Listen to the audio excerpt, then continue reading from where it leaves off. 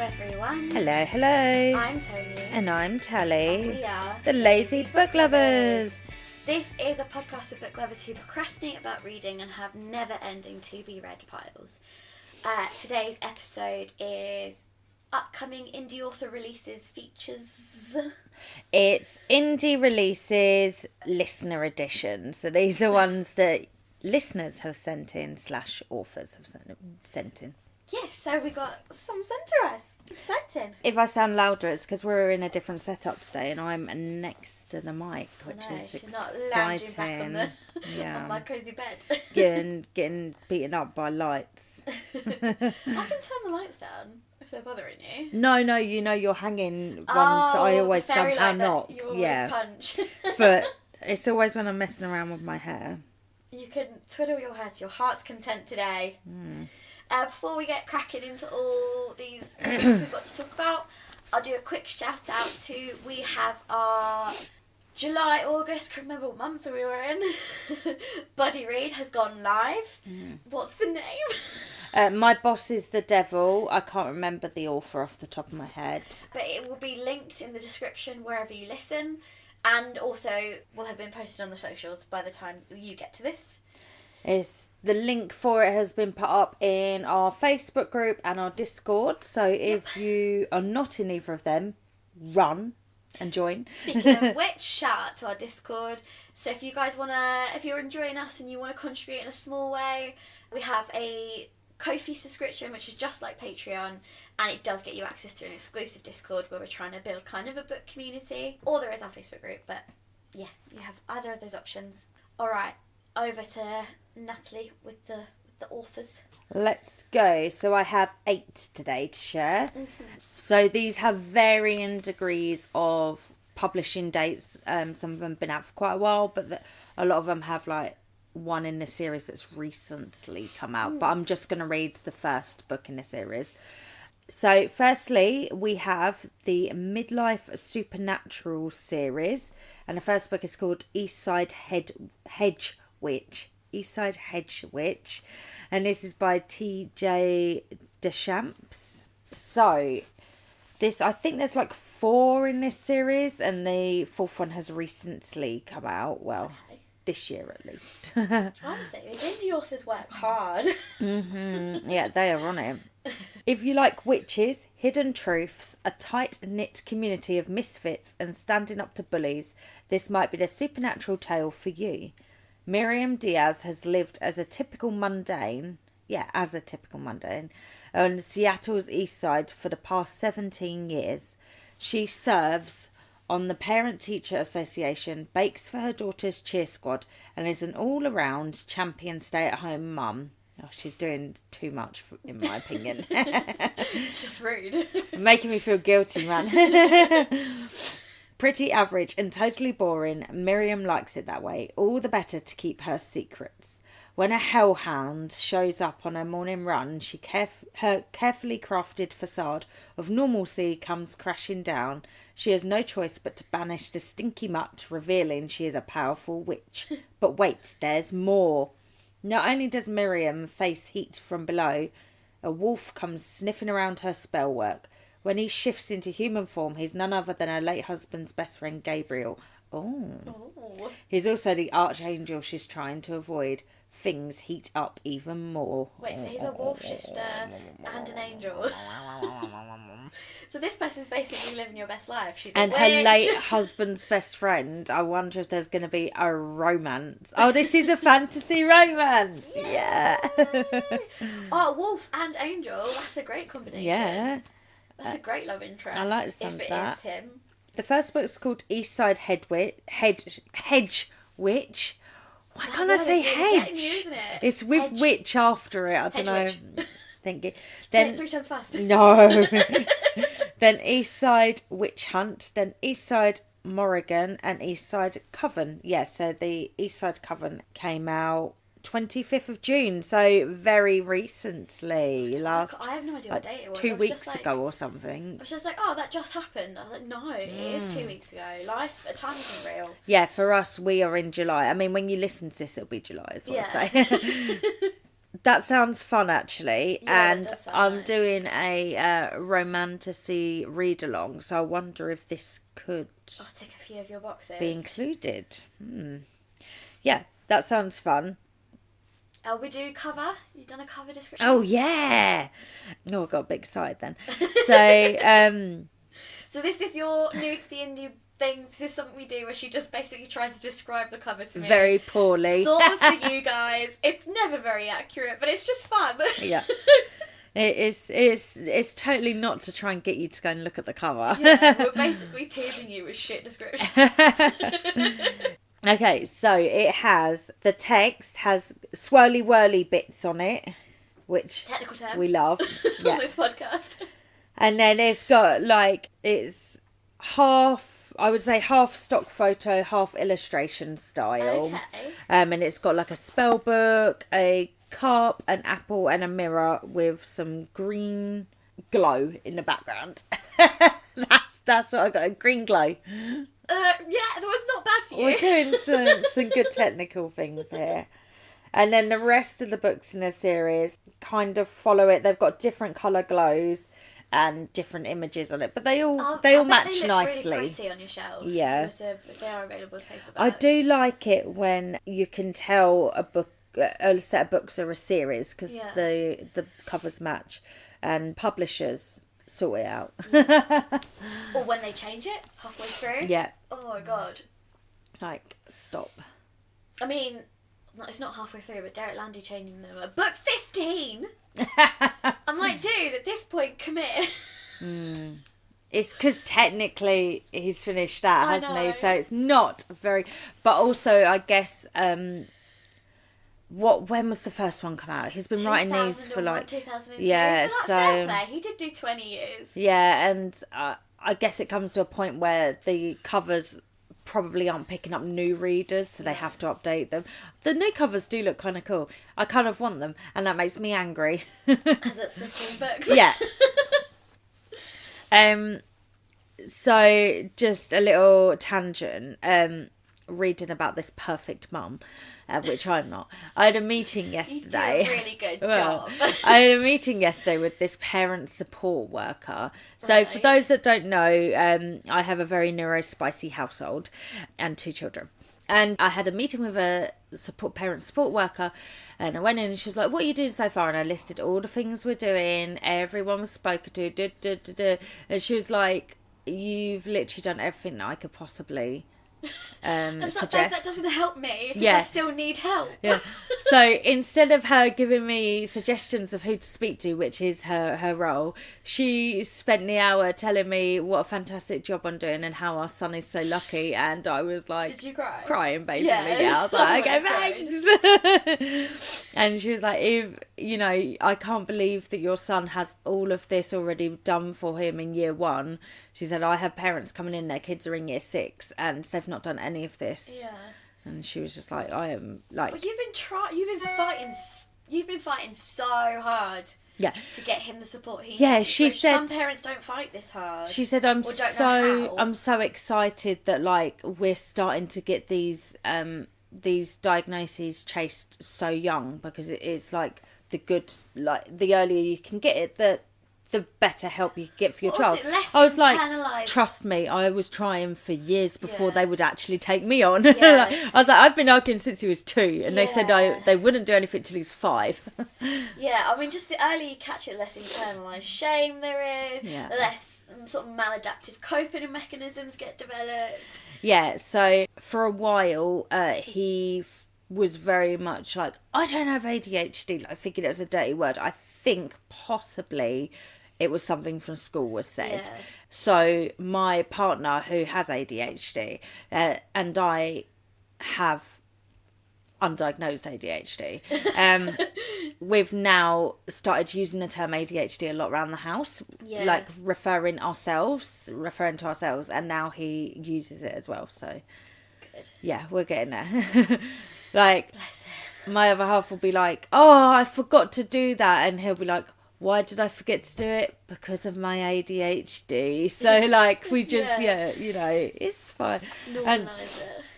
And I'm always like, whenever I say to him, do you want to go and have a tactile wee? And he's like, I don't need a wee. And I'm like, look, my body doesn't tell me I need a wee until it's basically coming out. I was like, maybe your body's the same. So that's the only reason I give you little suggestions, because I have to set a little alarm to remind myself to have a wee. So and you're a grown-up. And I'm a grown-up, yeah. If you're a little person, it must be even harder. Like, when I used to work, I would set an alarm, like in an office, I would set an alarm every hour to get up, walk away from my desk, try and have a wee. Fill up my water, come back. So I have basically sort of the opposite issue. Like, I'm always aware when I need to go, but what I do, which is also, guys, I'm a suspected neurospicy too, to make me focus, or I don't know, and this is definitely not good for you. Basically, I'll hold a wee hostage till I finish something. Yeah, see, that's what I do sometimes. I'll hold the wee hostage till I get something finished, and then the wee is the reward. Yeah, I do that. And it makes me fucking finish tasks. I do that, but I don't know I need a wee until it's almost like it is. So I'm hostaging hardcore. I'll be sitting there just abundantly aware. Like I know I need wiggling to go. about. I'm like, as soon as I finish this thing, then that means I can go. Yeah. Which does mean, like, if someone asks me to go help them with something or go for a meeting, they now know that I do this. Kind of, my office has picked it up as a little quirk. It's a quirk. Because, it's a like, tiny it'd be like, quirk. oh, can we have a quick meeting? And I'm like, I need to pee first. Yeah. Because I've been holding a wee for 45 minutes. Oh dear. Which is not good for you, and I do not recommend. No. I've been having, oh my god, this is too long a tangent really, but anyway, I've been having a lot of trouble concentrating lately. Probably the worst I've had it since the pandemic. And bullying my brain for 8 hours a day, slightly exhausting.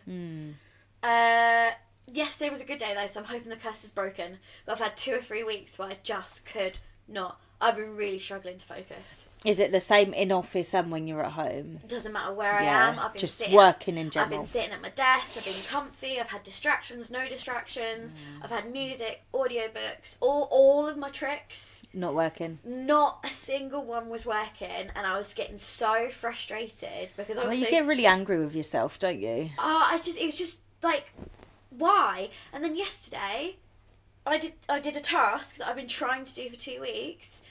Your brain was like, yeah, we can do it today. Yeah. Yeah, I was supposed to do content filming, and I had to switch my week around because I was like, okay, we want to write today. Let's do it. So I wrote 5 pages of content that I've been struggling to get through for 2 weeks. And I got a lot on at my new job at the moment. Like, we're very busy. So there's just not fucking time for my brain to be like, no. La la la la la. Not today. Yeah. Like, it's genuinely my brain is like, no, not doing it. And I'm like, well, what about this other thing? And it's like, no, I'm not doing that either. And I'm like, well, that's all the things.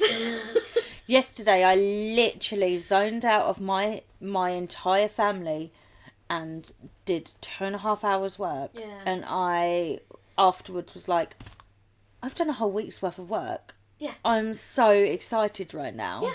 Like, this is amazing. Kids are screaming, house is on fire. Yeah. But brain has decided to do it, so we're doing it. Brain really wants to work on blogs at the moment. Your blogs. Yeah, my blog. Really wants to do that and absolutely nothing else.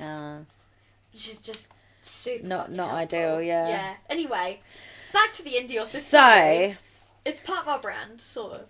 This next one came out at the beginning of June. Oh, cool. So another new release. It's the first in a series called Camp Cryptid. And the book is called Fawn Over Me. Fawn spelt like a deer. Fawn. Oh yeah, my F's and my TH's are all wrong. And the author is B.L. Brown. So welcome to Camp Cryptid. As the new assistant director of Elkwater Music Camp, Avery Payne has 16 weeks between her and her Carnegie Mellon dream, maybe. 16 weeks working at the only human inhuman bad camp in the nation. Human inhuman. Oh, so maybe mixture of humans and inhumans, yeah. Just enough time to have her world turned upside down by a curly-haired fawn. Oh, this is This is gay as well. It's gay. It's gay. Cricket is ready to fight. Yep. She's ready to... I was like, fight, flight. And I was like, no, it definitely says fight. Oh my God.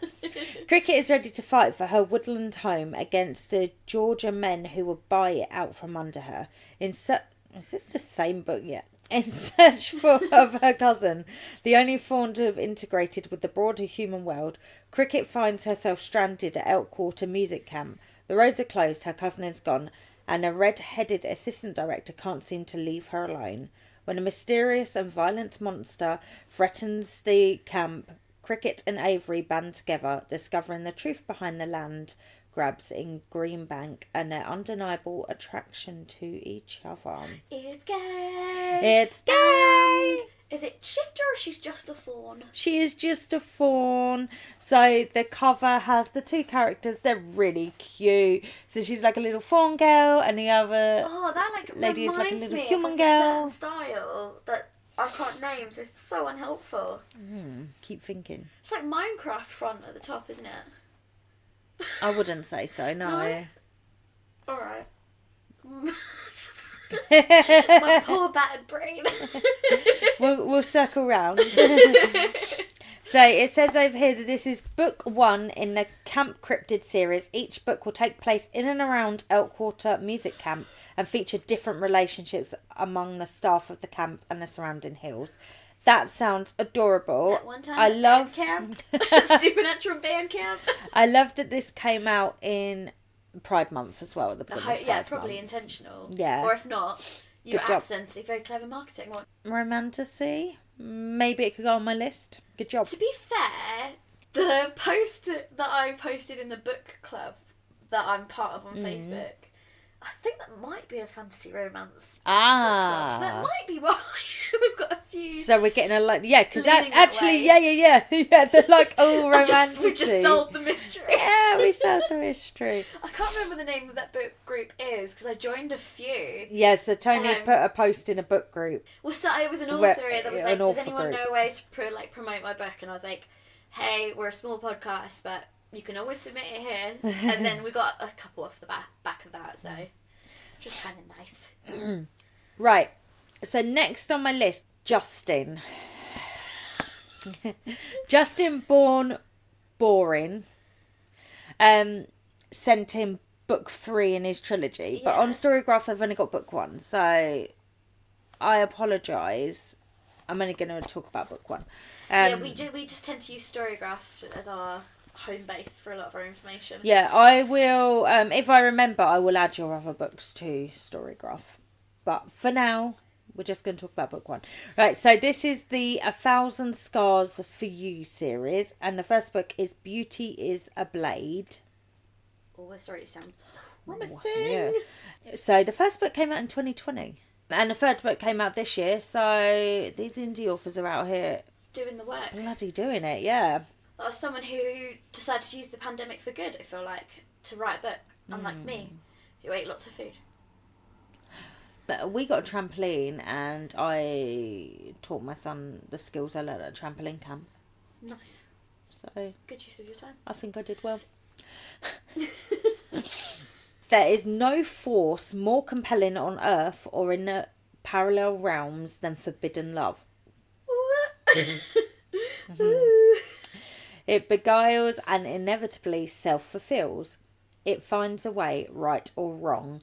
Forbidden love can be a very beautiful thing, but that beauty is a blade and it has a razor's edge. That's a good... That's caught me, yeah. It doesn't even tell me anything about the story, but...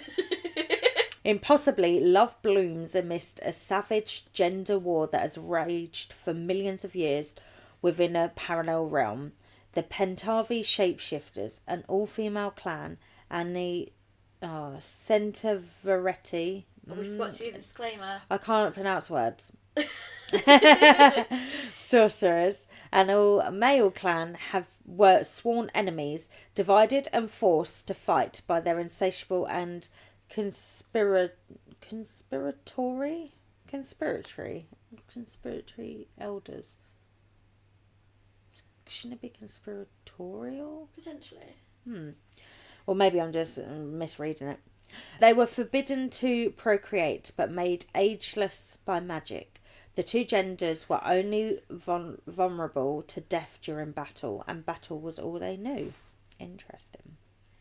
Leyluna, a hardened Pentavi warrior, starts to suspect her elders' ferocious appetite for war is a ruse. Ooh. She and her mate, Maesif, are determined to uncover the elders' true designs and end the never-ending war that has plagued the clans since the dawn of time. Unbelievably, they are joined by Vasa, a true immortal sorcerer, and head of the undying Nevuskar. Oh my gosh! Really challenging you today, aren't they? He too shares the suspicions surrounding the elders, and the three of them embark on an epic mission of bloody satisfaction. If anyone made sense of that, good. Go check it out yourself. Yeah, that sounds cool. Like a little gender war, and sounds like there's mates. kind of Romeo and Juliet-esque, kind of. Yeah. Except in no way, but kind of. Elders and clans. Yeah, and that does sound good. Yeah. The cover has the font of the title is red and it's kind of like it gives me like vampire vibes. Okay. And then do with that description what you will. And then it has a rock with a panther on it, which I'm guessing is the shapeshifters. And then in front is a woman with a blade of some description. She's not really wearing clothes. She's got like ribbons wrapped around her. Oh, cool. Ooh, it's like a mountain in the background with the... So yeah, that sounds really cool. Even though I Butchered it. butchered the description. That sounds really cool. And if that sounds good to you, go check it out. Yeah, we will list all of these in the description wherever you listen as well. Yeah, and try to tag them on socials if possible. And I will add them to our indie Amazon list. Oh yeah. I've not updated that for a while, but I will be sure to put these on it. Right, so next is the first in a series called The Freckled Fate, and I believe the second book has just come out. So this is by... What series is this today? Yeah, they're pretty much all series. This is by Tetyana Walker, and the first book is called A Broken Promise. So Finn has lost everything: her family, her love, and her purpose. But I love Finn as a girl's name. How's it spelled? As a feminine name. Finn, Finn. Oh, nice. Betrayed and sold into slavery, she existed awaiting her end until she was mistakenly taken for a magic wielder and gifted to the brutal, bloodthirsty destroyer general to be tortured and killed. Surrounded by enemies, Finn makes a promise, one she will fight to keep. Oh, that sounds good. And then the second one's called A Simple Truth. So this is the second book in a slow burn enemies to lovers dark fantasy trilogy. So there we go. They were missing that from the first. I bet it's the torturer king guy she gets gifted to. Oh. I bet it's him. I feel, yeah. I've been listening or reading a lot of slow burn romances at the moment recently. I don't know why. It's a theme currently. Your brain's just slow burning through life. What, like, not on purpose? No, it just happened. Just happened. Well, I happen to have, out of the last, 5 books I've read, 3 of them have involved women being used to... their wombs have been used to bear children. And I was like, this is making me feel rather sick. Why does this keep happening, and why do I keep reading books about this? So lots of pregnancy tropes. No, like government conspiracy kind of, or cult or whatever, stealing women to have their hybrid children or... Oh. Actually, I read a book with that in as well. Possibly we might have read the same, probably not. I listened to Rhapsodic. Oh, yeah. Did you? Yeah. I'll save it for our reading update, but I've got a lot of thoughts about it. Okay. I need to reread that, because I do want to do the series, because I have the first 3 books in one book. Yeah. So I would like to read the second and third and then keep or get rid of the book. Yeah, I think I listened. But I think I need to reread the first one. But I remember having a lot of thoughts on that, and I really, you know how funny I can get with like age. The age gap was icking me out. That's what my thoughts. And were I all could about. not get over that. I couldn't get past it. Everyone said to me, "If you just move on from that, you'll enjoy the book." And I'm like, I can't move on from it. I could okay, not. I'm glad it's not just me. Like the whole time, I'm like, especially every flashback, and I'm like, oh, this is cute, but she is 16 and so traumatized. Like, why make her backstory? Oh, so I'm supposed to save this for the reading, but like, why make her backstory being about being a rape victim, and then have this icky power dynamic of 100,000-year-old dude being friends, and they make it very explicit that it's platonic. Yeah, like he just comes and they sit on her bed and watch movies and make But then friendship he bracelets or whatever. He fancied her the whole time. No, okay, yeah. And was resisting because he wanted to show her that not all men are like that. But then you were like that. You just didn't touch her. Yeah. But the whole time you were like, you wanted to. This traumatized child, she is for me. And she wasn't even 16 when they met, was she? No, she was just about 16. Yeah. So that's why she was worried. The reason she calls him, so that's right. She was worried she wouldn't get away with it because she was not. Yeah. I remember there's that whole baby thing in that, isn't there? Okay, anyway. So back to the Freckled Fate series. I really like that name as well. Yeah, okay, I'm going to read this. It was nothing to do with you. Sorry for. Yeah. I'm going to read this. I think this sounds good. The covers, they match really well. So they've both got black backgrounds, and then they've got the title of the book in the middle, and it's got like fire around the lettering. Oh, it's like all glory and So if anyone is doing any sort of reading challenge where a prompt is just words on the title, potentially these could cover it. So just FYI. Some of these challenges are so specific. Oh my god. In the next episode, I'm going to tell you about a challenge I'm starting. Alright. Oh god. Oh. Yeah, so it starts on the 7th of June, and the lady who came up with it named it the hardest reading challenge you'll ever do. Or you'll ever complete. Is it 7th of July it starts, or 7th of June? Like, is it 7th of July. Yeah, okay. To the 6th of July, because she wants to start it on her birthday. Yeah. So it's like mid. Yeah. I will tell you about it next episode. Right, Tune in next week to hear about that, but it will break my brain. I showed Nick, my partner, and I was like, hey, look at this challenge. It's literally called the hardest reading challenge you'll ever do, and it is. And he was like, you're not going to do that, are you? And I was like, yeah, I am. Yeah. And I'm going to either succeed or burn myself out doing it. I will go into details in the next episode. Okay, next book is Somewhere Between Dandelions, and this is by Trisha, Larson, Harmon. That was a great name. On Storygraph, this didn't even have a blurb, but I put one in this morning because I'm just a queen. If you're an indie author and you don't have the correct information on Storygraph, I am a librarian, so I will update it if you contact me. It's fine. Basically, if you're a librarian for Storygraph, that means you're allowed to update and edit descriptions, by the way. Yeah. And I can add things to series and stuff like. Okay, so high school senior Claire Goodnight has nothing left to keep her in her small town. Her best friend moved away, and the grandmother who raised her is dead. Claire is biding her time until graduation so she can escape her alcoholic mother, who has never wanted anything to do with her. Oh, this is like very different vibes to what we've been doing so far. Everything changes when her longtime crush Finn What, another Finn? asks her out. Their first date under the stars is the best thing to ever happen to her. I wish we had video just to see my face then and your face. We were both like...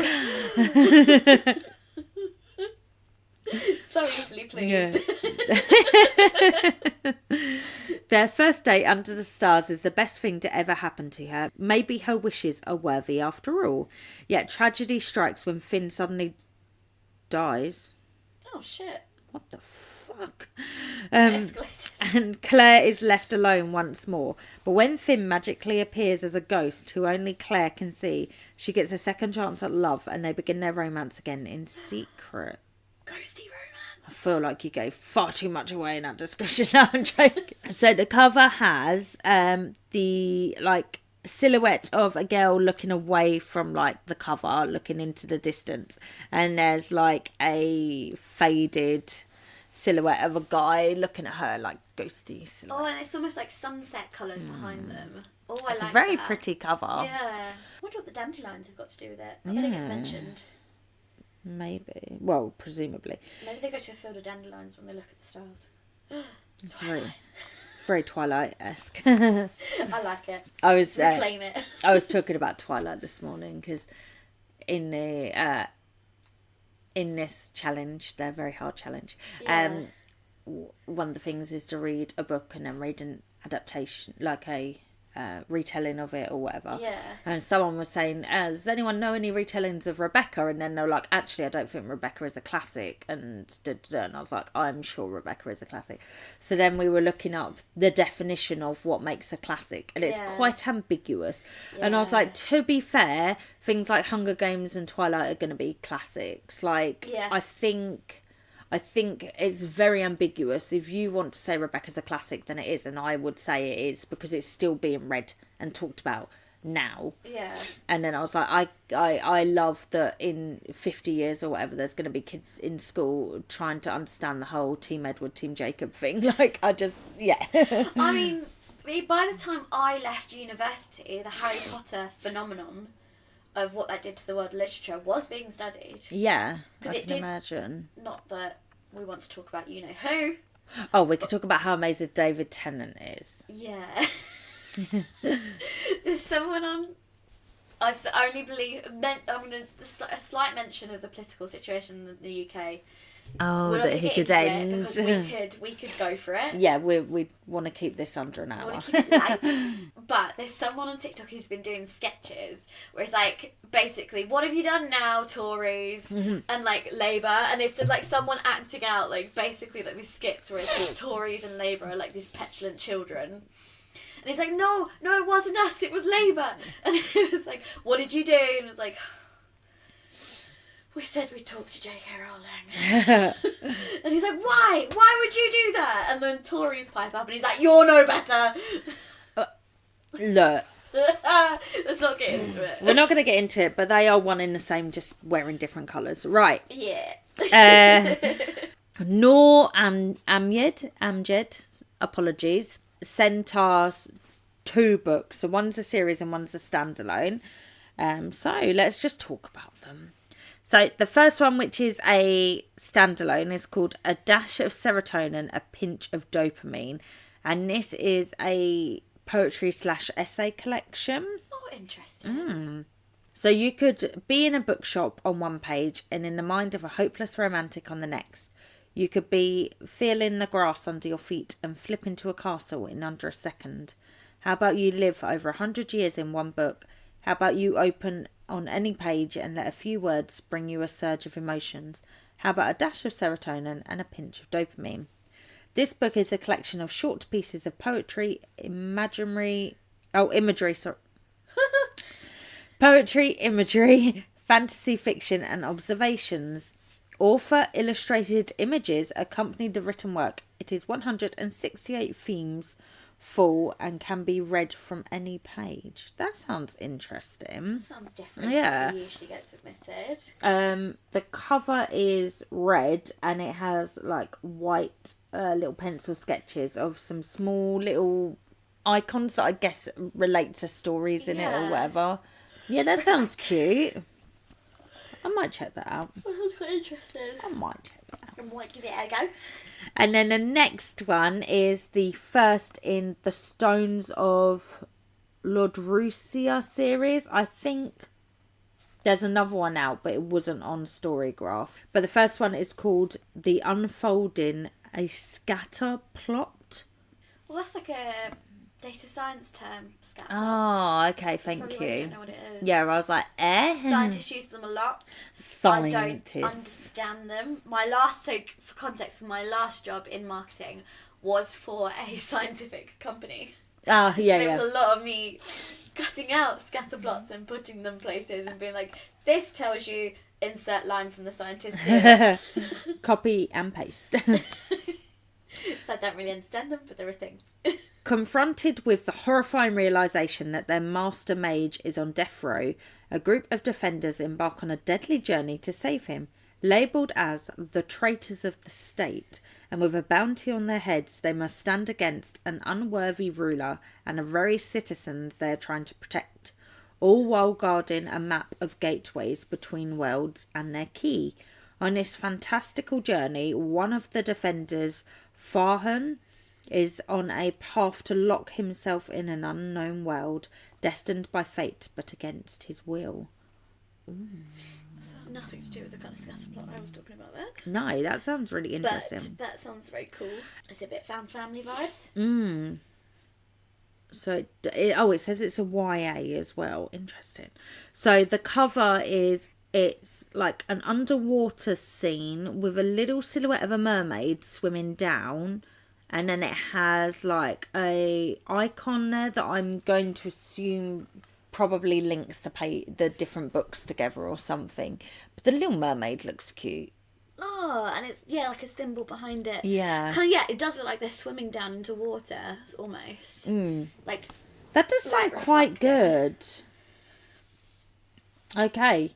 All right then, I'll give them a try. All right. We don't have time for this, but all right. All right. Stop sending us good sounding books. Every time we do an indie one, I'm like, I want to read all of these. For God's sake, no more I want to read.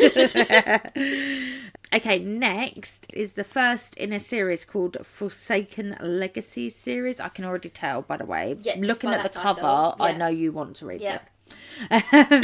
This is by C.M. Leyva. In the wilds of old Virginia, the shadows whisper of rebellion.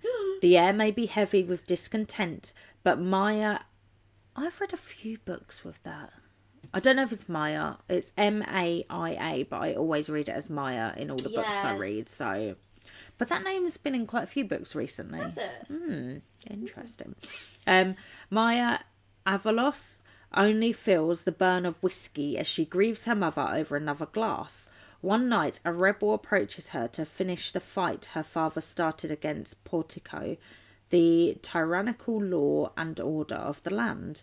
Determined to prove she's worthy to carve her mark on the world and avenge her parents' deaths, Maya takes his offer, making her Portico's new target. Portico. Now part of the lawless world of the rebels. Another one with rebels. Well, I mean, I can understand why that's the theme, currently. Yeah. Sort of our reflecting life. Yeah. That's what I was thinking about, like, all of the books I've read recently that have... Because they're all new releases as well that have about wombs being misused and, like, abused by the government. I was like, interesting. I wonder why we're getting more dystopian, more rebelling against governments. Nothing to do with our world. The generation of kids raised on Hunger Games and all of these dystopian things. They're not prepared for us to be voting adults. Now part of the lawless world of the rebels, Maya recruits a bruised-up gambler, a vengeful brothel madam, and an ex-bounty hunter, placing her life in their deceitful hands. Okay, I'm sold. That just sounds brilliant. That sounds like sounds family. Vibes. Yeah. A gritty new adult dystopian that journeys into a nature reborn post-apocalyptic world on the brink of revolution with a morally grey ensemble cast and twist that will leave you questioning who you can trust. No, that sounds We're banging. reading this, sorted. That sounds so good. And the cover has the flouncy writing. We need to do a blog post at some point showing what these texts are. Our terms. With a dagger behind it and like some roses and ivy. I mean, I saw the cover and knew I was going to read it. Yeah, and knew you were going to read it. Yeah. Oh, that is a great job. Yeah. Okay, great collection today. Thank you for adding all of them basically to my TBR. Yeah. Didn't need another 8 books on my TBR. One day I will be immortal and it'll be fine. But one day you will achieve the dream of living a little cocoon where all you do is read. Honestly. But yeah, check out these books if they sound great. We will link them on the Amazon indie author list. Don't buy them from that list though, because they will come to me, which you're welcome to do. But yeah, just go on there, put them in your own basket. There'll be a link in the description that says like find our card link here, that is then our kind of link tree, which has all the things in. One of those things is the wish list that she's talking about. Yeah. I will put them in the description as well and tag them on socials, so you've got loads of ways to find these books. And if you have any books that are upcoming you want us to mention, go to our website, which is lazybookloverspodcast.wordpress.com. Yep. And there's a form there you can fill out, send us the details, and we will add it to a future episode. Wherever you listen to this episode, please consider subscribing, downloading, leaving us a review, anything like that. We would love to hear your thoughts. Yes, please. And we will see you next week for a quarterly half year. Yeah. Thing. See you then. Bye.